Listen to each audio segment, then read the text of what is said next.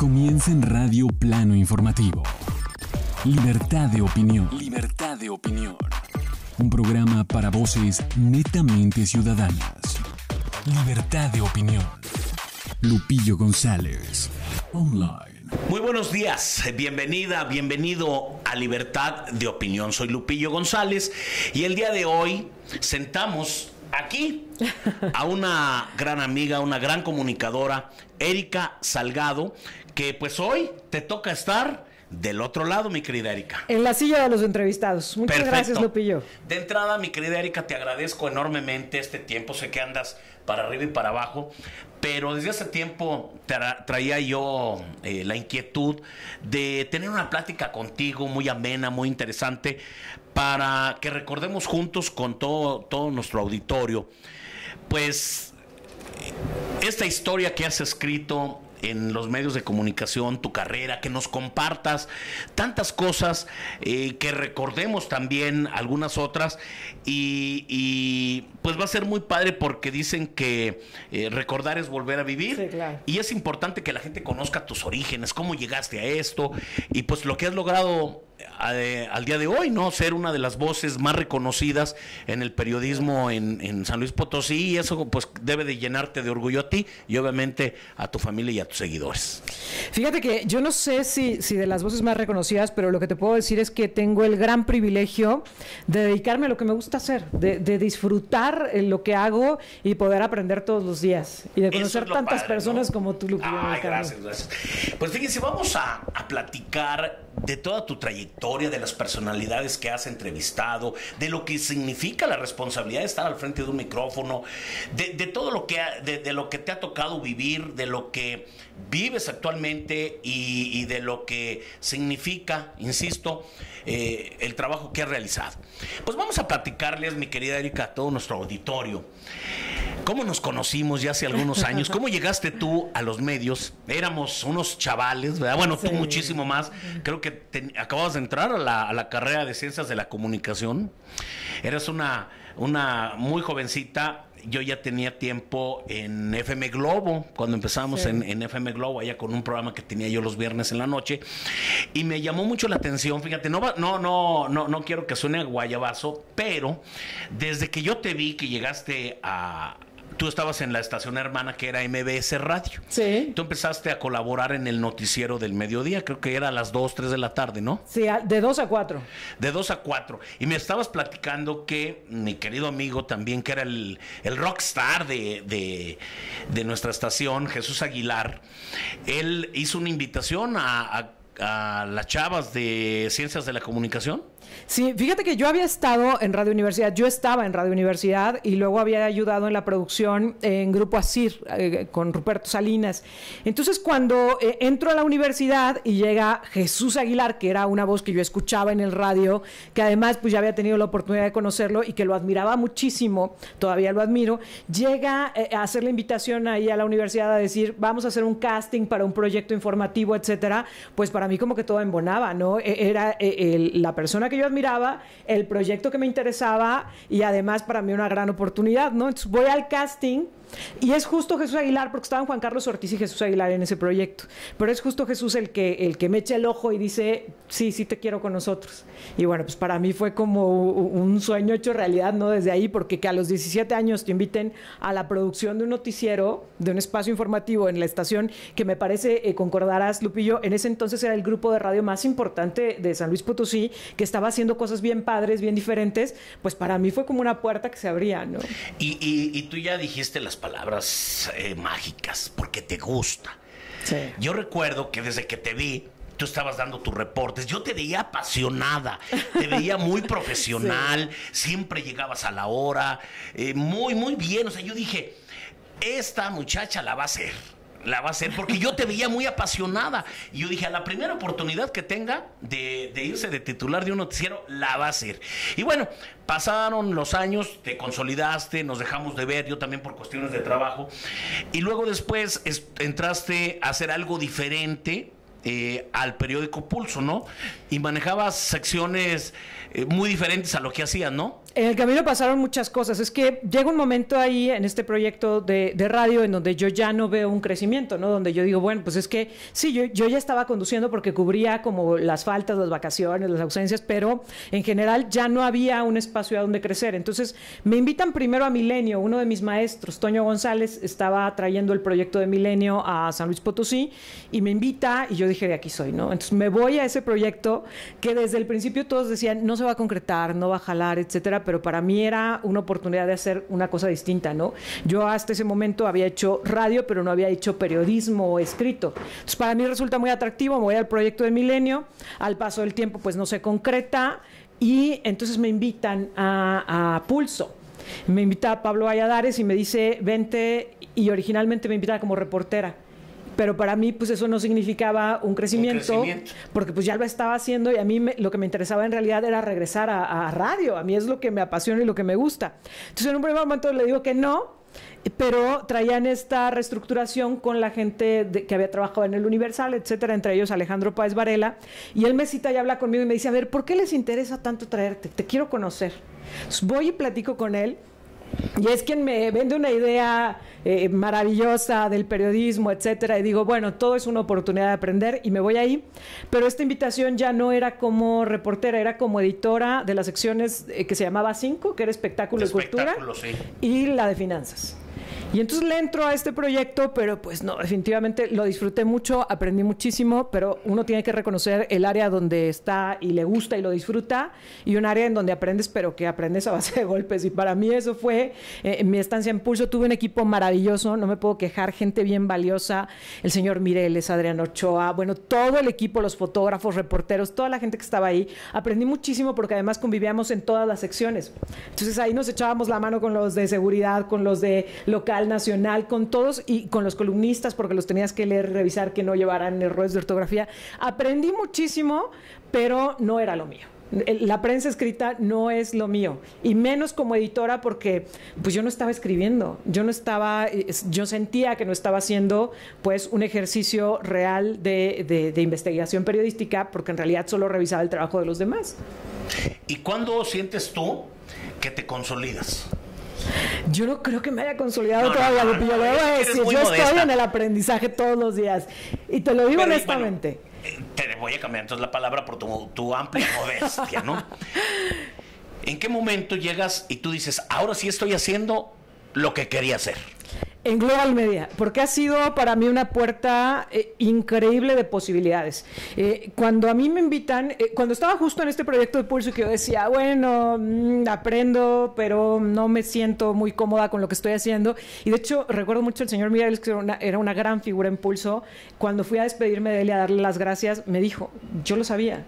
O sea, eres muy profesional, haces bien tu trabajo, pero este no era tu sitio. Y yo creo que la gente se da cuenta también, ¿no? Cuando a mí me llega la invitación, bueno, yo he platicado un montón de veces con Jesús Aguilar y con muchos otros compañeros de aquel entonces, con los hermanos Ortiz, etcétera, de ahí viene un proyecto, hay que hacer un proyecto, hay que hacer algo, los juntamos, ya sabes, ¿no? Pero no se concretaba nada. Y de pronto Jesús me dice, hay un empresario que le quiere meter, que acaba de comprar una estación de radio, que trae un proyecto muy padre, porque además nos va a dar la oportunidad de construir este proyecto informativo a como queramos. Nos está dando toda esta libertad. Entonces para mí fue como si me dieran lo que siempre había querido, ¿no? Ahí está la oportunidad de que hagas y que construyas el proyecto que quieras. Vine, platiqué con el dueño, estuvimos construyendo este proyecto meses antes de que saliera al aire. ¿De qué año estaríamos hablando? Híjole, pues hace 16, casi 17 años. Ok. De hecho, creo que 17 años, porque fue justo en diciembre, yo me acuerdo, porque de pronto cuando Jesús me habla y me dice, hay esta oportunidad, yo se lo tomé a broma, ¿sabes? Porque estábamos por cerrar el año y me dice, no, ya vamos a salir. Y yo decía, seguramente vamos a salir el 24 de diciembre. Pues por supuesto que no, ¿no? Entonces yo como que no me lo tomé muy en serio, pero fue como en marzo donde ya empezamos a concretar todo. Desde diciembre empezamos a trabajar en escaletas, en ver qué es lo que queríamos. Sabíamos que íbamos a hacer 3 espacios informativos, 3 noticieros. Primero íbamos a arrancar el de la mañana, entonces nos concentramos en ese, que era el de Jesús. Entonces lo empezamos a trabajar, la escaleta, el proyecto, los colaboradores, etcétera, a dibujar todo lo que queríamos, ¿no? Y fue padrísimo porque fue como Como yo me imagino cuando están armando estos coches de Fórmula 1 y que dicen, quiero que vuele, pero que tenga estabilidad, pero el alerón, pero así estábamos nosotros construyendo ese espacio informativo y fue muy padre. Y las propuestas y la lluvia de ideas. Y te digo, ya para marzo ya teníamos una escaleta más o menos armada y salimos en mayo. Es que te escucho y transmites esa emoción, ¿verdad? Sí, claro. No, para mí fue, insisto, ha sido una oportunidad extraordinaria el poder construir un proyecto como este y cada una de las etapas ha sido así, porque como un noticiero en una estación de radio se ha convertido en todo lo que es hoy Global Media. Pero ahí empiezas, digamos. Ahí ¿no? empezamos. Ok. ¿Tu primer noticiero se llamó?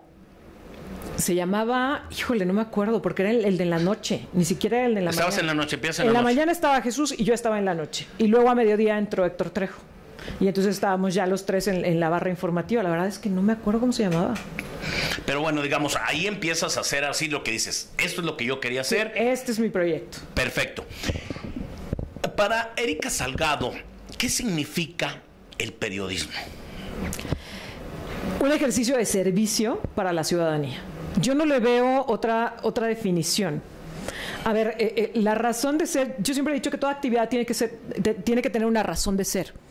Algo en lo que le sirva a la gente. A ver, el que hizo esta silla la hizo para que nos pudiéramos sentar, el que hizo la mesa para que nos pudiéramos apoyar, etcétera. El periodismo es un ejercicio de servicio a la ciudadanía, de información, de difusión, de enlace, de comunicación, que a mí me parece además una oportunidad extraordinaria porque te permite justo ser esa conexión, ese punto de encuentro entre todos los actores de una sociedad.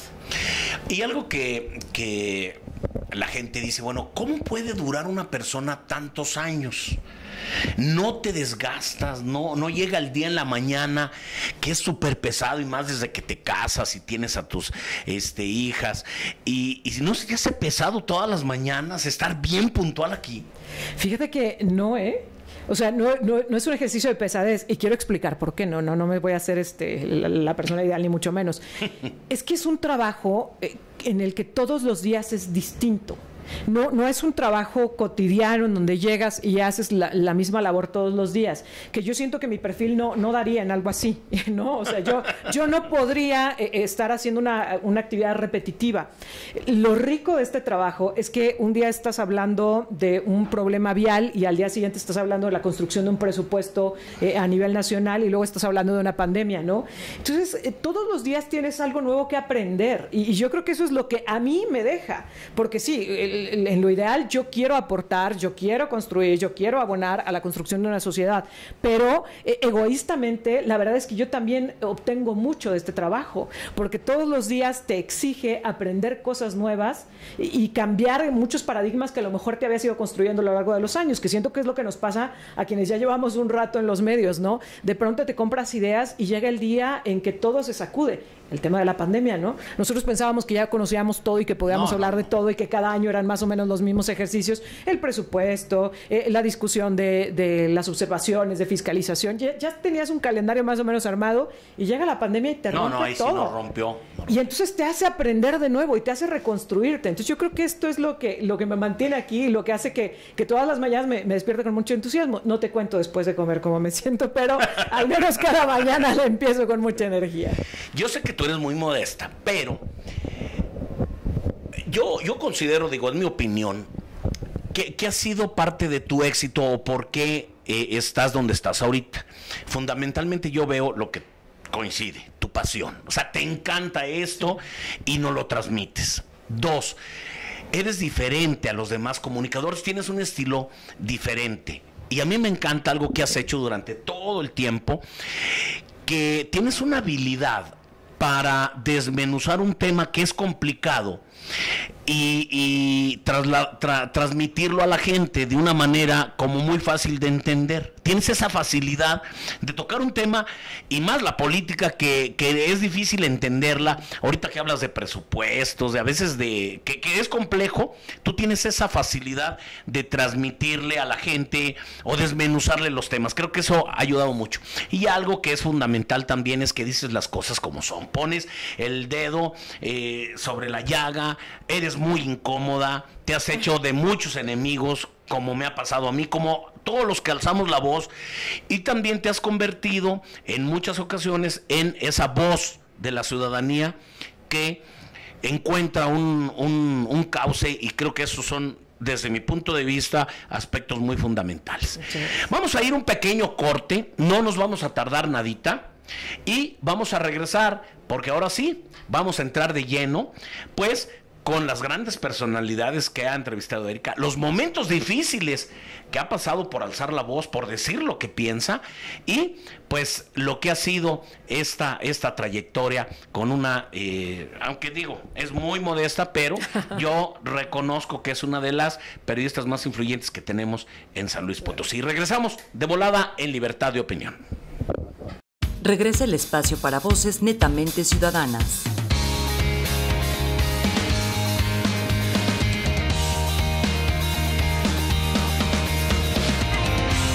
Libertad de Opinión, conducido por Lupillo González. Por Plano Informativo. Recuerden que todos los miércoles a las 9 de la mañana transmitimos el programa Libertad de Opinión, un programa donde hablamos las cosas sin censura, tal como son. Y esta mañana, bueno, pues estoy platicando con Erika Salgado, una de las periodistas de más renombre y que han tenido una trayectoria muy importante en San Luis Potosí. Erika, decir las cosas como son, poner la llaga, el dedo en la llaga, sacar información que a veces otros medios no quieren, incomodar al funcionario, al mandatario en turno. En algún momento, Erika, has tenido tú situaciones muy difíciles, muy tensas, te han hecho campañas de odio, has vivido presiones, tus jefes han de haber sufrido bastante con lo que haces, pero ¿cuál ha sido en esta trayectoria de los momentos más difíciles que has vivido por decir las cosas como son? ¿A quién has llegado a incomodar? A todos. Es que cada gobierno que ha pasado, fíjate que yo tengo, y lo decías antes de la pausa, yo tengo una premisa en este ejercicio periodístico, y no es un falso compromiso, yo lo vivo con convicción, y la gente que ha trabajado conmigo lo sabe. Nosotros tenemos la responsabilidad de que la que se escuche sea la voz de la gente. A ver, difusores de los gobiernos ya los tienen, ¿no? Tienen sus canales oficiales y tienen sus espacios en los medios de comunicación, etcétera. De lo que se trata es de que los medios le demos voz a quien no lo tiene. Y ese ha sido mi compromiso. Entonces, momentos incómodos ha habido muchísimos. A ver, desde cuando estaba como reportera y que Marcelo de los Santos, exgobernador, me mandó sacar amablemente del Palacio de Gobierno. Bueno, les digo, hay que me acompañaran a la salida, ¿no? Cuando yo estaba en el proyecto de Milenio. Amablemente que se retire. Sí. Y luego, bueno, pues en las siguientes administraciones no ha habido una situación distinta. Ha sido muy complicado, ¿no? Cuando empezaron las redes sociales, muchas campañas de odio.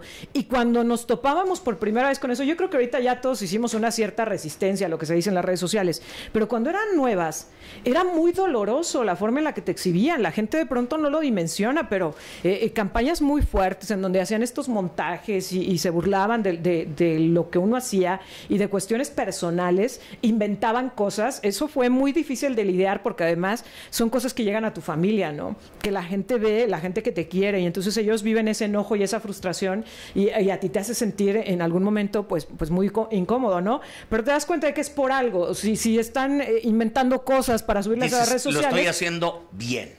Claro, y es porque no encontraron nada que refutarme de mi labor periodística, por eso me inventan cosas, ¿no? Por eso me hacen caricaturas, porque no hay otra forma de lidiar o de contrarrestar lo que yo estoy diciendo. No tienen pues un documento, algo que los respalde como para poder refutar lo que yo estoy diciendo, y por eso recurren a estas cosas. Me han tratado de intimidar, he tenido personas que me siguen en algún momento, que me tratan de asustar, etcétera, y sí han sido momentos bien difíciles, sí.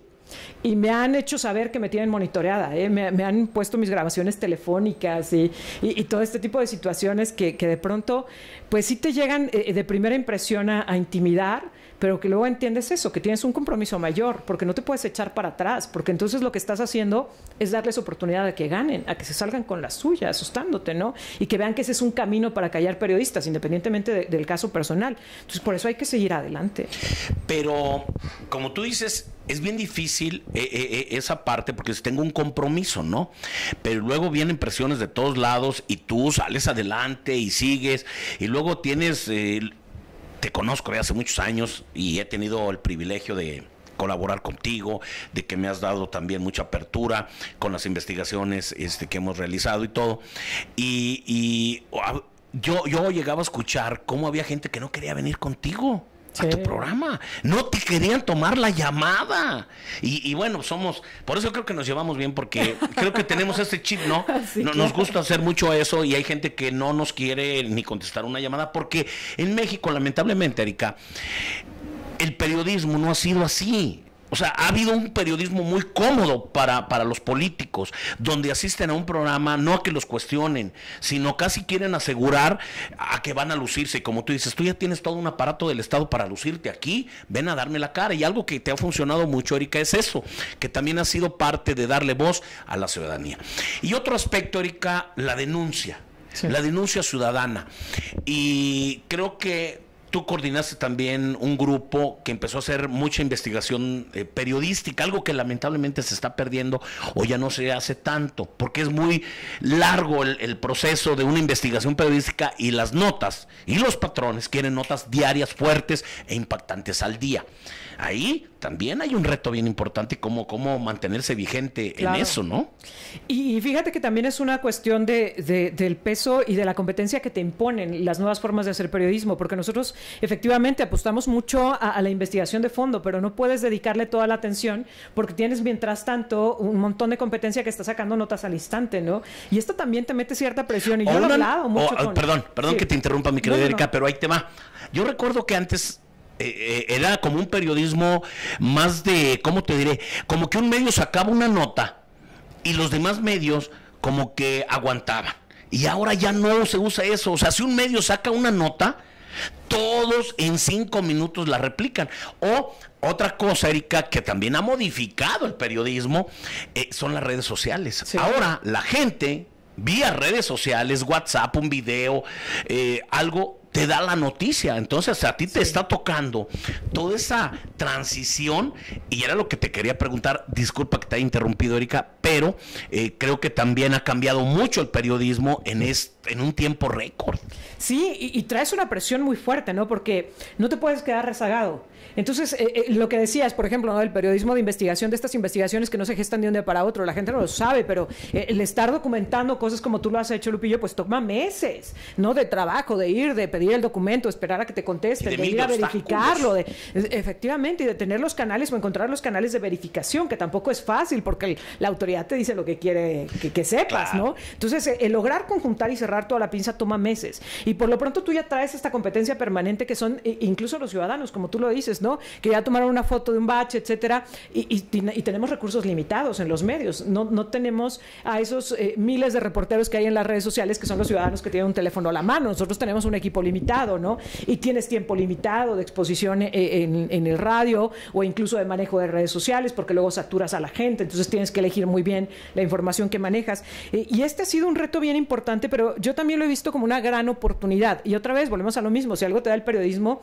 es que te obliga a estar reinventándote y aprendiendo todo el tiempo. Si no quieres quedarte rezagado, tienes que estar ahí en lo que va saliendo, pero también saber elegir.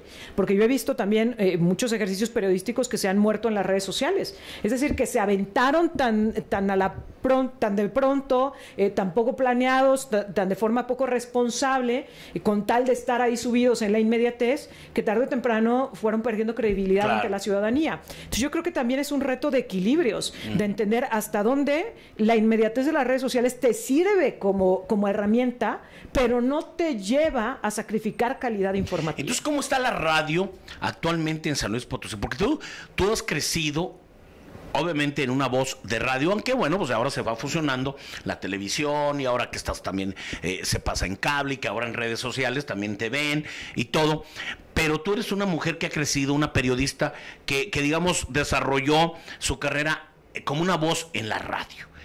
¿Cómo está la radio actualmente en México y en San Luis Potosí? ¿Y cómo la ves? ¿Qué futuro crees que va a tener la radio? Fíjate que justo hace poco se dio el cambio en la presidencia de la Cámara de la Industria de la Radio y la Televisión acá en San Luis Potosí, y estuvimos sacando algunos datos para poder hablar al respecto, ¿no? Y a mí me pareció muy interesante ver esta transición que ha tenido la radio, porque cada vez que sale un nuevo medio, la gente dice, no, el anterior se va a morir, y el anterior se va a morir, ¿no? Y la radio pues se ha tenido que enfrentar a la televisión, al internet, a todo lo nuevo, ¿no? Pero yo creo que la radio tiene una nobleza y una fortaleza que hoy se está valorando más que nunca. Y es lo que tú y yo platicábamos hace ratito cuando hacíamos remembranzas de aquel pasado. Es que la gente te hace parte de su rutina y hasta parte de su dinámica cotidiana. La radio tiene esta nobleza de acompañar, de no quitar atención. A ver, cuando tú te conectas a ver, por ejemplo, un video de YouTube de alguno de estos influencers o tienes que estar ahí. Tienes que poner atención y te limita los sentidos para estar en el ejercicio de otra cosa. Lo mismo sucede con la televisión y con otros medios, ¿no? Ni qué decir de los impresos. O cuando estás leyendo una nota en un portal, pues tienes que dedicarle cierta atención. La radio es tan noble que es como esta compañía que te da y cómo te envuelve, ¿no? Igual te acompaña en tu casa, que en el vehículo, que en el transporte público. En tu nos trabajo. Dicen, muchos taxistas nos escuchan, ¿no? Por ejemplo, entonces ahí los vamos acompañando. Que en tu trabajo, en lo que estés haciendo, la radio es buena compañía. Y ha tenido esta fortaleza de mutar de plataforma, es decir, ya no solo la sintonizas en la radio convencional, sino que ahora la puedes sintonizar en internet y hasta en tu teléfono celular. Entonces ha tenido esta transición bien noble que nos ha permitido estar ahí en constante compañía.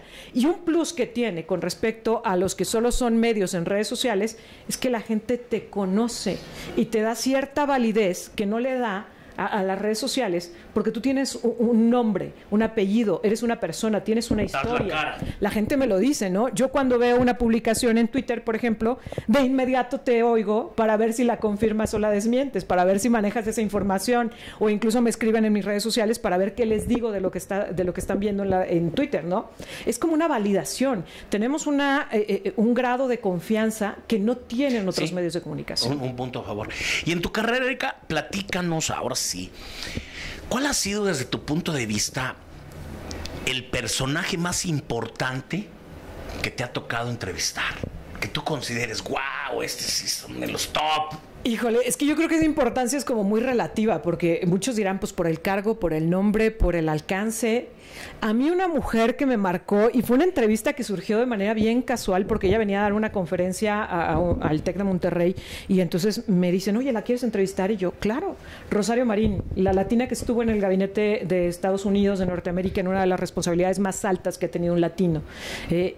Y para mí fue una entrevista que me marcó, porque de pronto oyes como todas estas historias de superación, de cómo de la nada llegas a un grado tan alto y parecen ya como cliché, y vivirla de forma tan cercana y que te lo compartan, y todo lo que vivió una migrante que llega a un país que no la recibe con los brazos abiertos, que llega a un gabinete en el momento cúspide de su carrera, donde no la quieren, donde no la reconocen, donde mismos ciudadanos, pero además compañeros de gabinete cuestionan la preparación y la autoridad que puede tener por su origen latino y por ser mujer. Para mí es una de las entrevistas que más me ha marcado y que yo creo que nunca la voy a olvidar. ¿A quién más has entrevistado así de, digamos, en su momento era una persona muy conocida? Pues a todos los presidentes en turno, incluso a Andrés Manuel López Obrador, que no lo he entrevistado como presidente, pero lo entrevisté como candidato. ¿A quién te ha tocado de presidentes? Vicente Fox, Felipe Calderón, Enrique Peña Nieto y Andrés Manuel López Obrador. Son los que han estado en turno en el tiempo que me ha tocado entrevistarlos, pero me ha tocado también, pues no sé, gobernadores del Banco de México, me ha tocado funcionarios, senadores, legisladores de Estados Unidos de Norteamérica, de México, de Latinoamérica, presidentes latinoamericanos, o expresidentes más bien, porque cuando los entrevisté ya no estaban en turno, en funciones. Bueno, pues un montón de gente. Presidentes de consorcios internacionales, ¿no? Por ejemplo, de Nissan, me tocó entrevistarlo. Y bueno, pues experiencias que sí te hacen. Y bueno, es que a mí, como decías, me apasiona mucho, ¿no? Entonces a mí cada mañana que llego a entrevistar a alguien todavía me da esta emoción de plantear las preguntas y de conocer las respuestas. ¿Y por ejemplo, del medio artístico, te tocó también entrevistar? Sí, me ha tocado de todo un poco. Armando Manzanero es uno de ellos. Y pues sí, personajes, sobre todo de teatro también. Diego Luna, pero más bien en rueda de prensa, no una entrevista personal. Sí. El tiempo que llevas en la radio o que llevas en los medios, todo esto, digo, yo sé que eres muy modesta, pero la gente sí te lo reconoce y todos pues vamos a tener a quien no les gusta lo que hacemos y tenemos políticos a los que los incomodamos y bueno, pues tú tienes varios ahí por ahí, pero de alguna manera te digo, sé que eres muy modesta, pero sí me gustaría escucharte a ti. ¿Qué consideras tú que le estás dejando al periodismo? Híjole, qué difícil. Es que yo no sé si al periodismo, pero sí creo que es como mi gran visión de vida y lo he compartido como anécdota incluso personal. Yo a mis hijas cada vez que les digo que tienen que hacer algo, porque hay cosas que tenemos que hacer en la vida, ¿no? Hay cosas que eliges y otras que tienes que hacer de cajón, siempre les digo bien y de buenas. O sea, las cosas se tienen que hacer bien y se tienen que hacer disfrutándolas, gozándolas. Y yo creo que ese ha sido mi premisa de desempeño personal y profesional. Yo lo que hago, trato de hacerlo bien y de buenas, y trato de ser muy congruente. Yo no podría sentarme todos los días en un micrófono a hablar de corrupción si estuviera aceptando una mochada de un político, que es luego lo que siempre te están diciendo. Bueno, los políticos hacen eso, ¿no? Recibe la mochada, pero ¿quién patrocina? Pero en la vida, si no, yo no tendría la calidad moral, no tendría la cara de sentarme en un micrófono a hablar de corrupción si yo supiera que traigo algo detrás, ¿no? Yo no me siento cómoda ni siquiera con una infracción de tránsito, con una cuestión, y dirán qué exagerada, qué moralista, pero es una cuestión de congruencia. Y yo creo que ese es lo que yo pudiera estar no aportando, pero sí promoviendo, que exista esa pasión y ese disfrute del ejercicio periodístico, que no se haga porque se tiene que hacer o porque se vuelve un trabajo, sino que se disfrute todos los días, que se trate de hacer de la manera más profesional, que esto implica preparación, que implica compromiso y esta congruencia del decir y del actuar.